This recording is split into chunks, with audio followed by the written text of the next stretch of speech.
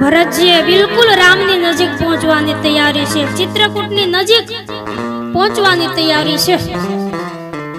આમ દૂરથી ચિત્રકૂટ દેખાવા લાગ્યો છે. રામની હાવ નજીક પહોંચવાના થયા અને એ સમયે લક્ષ્મણજી મહારાજ એ ભરતનો વિરોધ કરે છે. જ્યારે ચિત્રકૂટમાં ભીલોઈ આવી અને સમાચાર આપ્યા છે રામને કે ભરતજી એ અયોધ્યાથી ચિત્રકૂટમાં આવી રહ્યા છે અને એની હારે ચતુરંગી સેના છે. આ સમાચાર જ્યારે ચિત્રકૂટમાં આવ્યા એટલે આ સાંભળી અને લક્ષ્મણને એમ થયું કે ભરત ચતુરંગી સેના લઈ અને ચિત્રકૂટમાં આવે, નક્કી એ રામની સાથે યુદ્ધ કરવા માટે આવે છે. લક્ષ્મણ એ કહેવા લાગ્યા કે પ્રભુ, ભરતને રાજ્ય મળી ગયું ને, સત્તા મળી ગઈ ને એટલે ભરત બધું ભૂલી ગયું, પણ ભલે આજે એને આવવા દો. આજે ભરત અને શત્રુઘ્ન આ બંનેને હું રણમાં રોળી નાખીશ. લક્ષ્મણજીએ ક્રોધ કર્યો છે, ભરતનો વિરોધ કર્યો, પણ એ સમયે લક્ષ્મણના બાહુબળને વખાણતી આકાશવાણી થઈ કે લક્ષ્મણ, તમે જે બોલ્યા એ બરાબર છે કે સત્તા મળે એટલે બધાયને મદ આવે છે, અભિમાન આવે છે, પણ અહીંયા ભરતજી એ રામની સાથે યુદ્ધ કરવા માટે નહીં, પણ ભરત એ તો પ્રભુના શરણે, પ્રભુની શરણાગતિ સ્વીકારવા માટે આવી રહ્યા છે. આમ આકાશવાણીનો મીઠો ઠપકો સાંભળી અને લક્ષ્મણજી ચૂપ થઈ ગયા છે.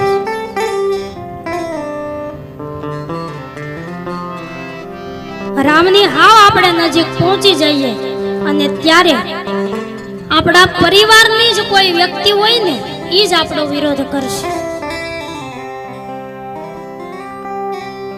લક્ષ્મણજી દ્વારા ભરતનો વિરોધ થયો છે. ઘરમાંથી, આપણા જ પરિવારમાંથી કોઈ આપણો વિરોધ કરે ને ત્યારે માનવું કે હવે આપણે ભગવાનની હાવ નજીક છે.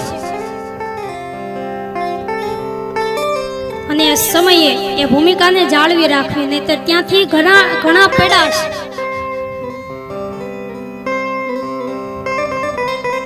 આમ ભરતની રામ યાત્રામાં આ 5 વિઘ્નો આવ્યા છે, પણ 5 વિઘ્નોને હટાવી, એ વિઘ્નો પાર કરી અને ભરતજી મહારાજે ચિત્રકૂટમાં આવે છે.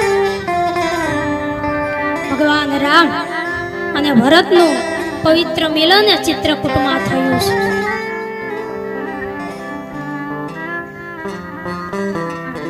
અયોધ્યા વાસીઓ જે ચિત્રકૂટમાં આવ્યા છે, ભગવાન રામને જોયા છે.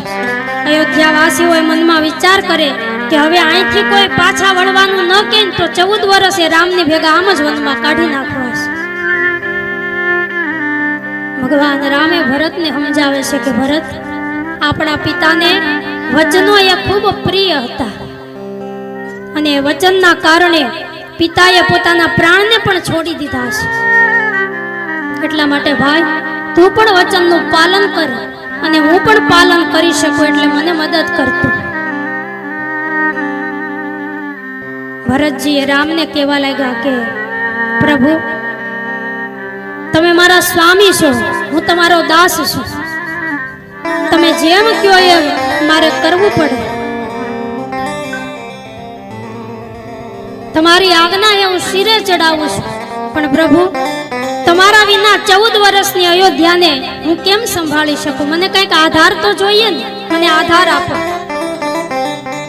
અને ત્યારે ભગવાન રામ એ પોતાની ચરણ પાદુકા એ ભરતને આપે છે. ભરતજી મહારાજ એ ભગવાનની ચરણ પાદુકા લઈ અને ચિત્રકૂટમાંથી અયોધ્યામાં આવે છે. ભરતજી મહારાજ એ ભગવાન રામની ચરણ પાદુકા લઈ અને અયોધ્યામાં આવે. એક શુભ દિવસ જોઈ અને ભગવાનની આ ચરણ પાદુકા એ ભરતજી મહારાજ અયોધ્યાની રાજગાદી ઉપર પધરાવે છે. અને એના પછી પોતે ભેખ ધારણ કરી નંદીગ્રામમાં આવી અને ભરત એ વ્રત અને નિયમોનું પાલન કરે છે. ગોસ્વામી તુલસીદાસજી મહારાજ એ ભરત ચરિત્રને અંતિમ પુષ્પો ચડાવતા કહે છે કે મેં મારી મતિ અનુસાર આ ભરતનું ચરિત્ર છે ને એ તમારી પાસે ગાયું છે. જે પણ કોઈ ભાવિક ભક્તો આ ભરત ચરિત્રને શ્રવણ કરશે એના હૃદયમાં ત્યાગ અને સમર્પણની ભાવના આવશે.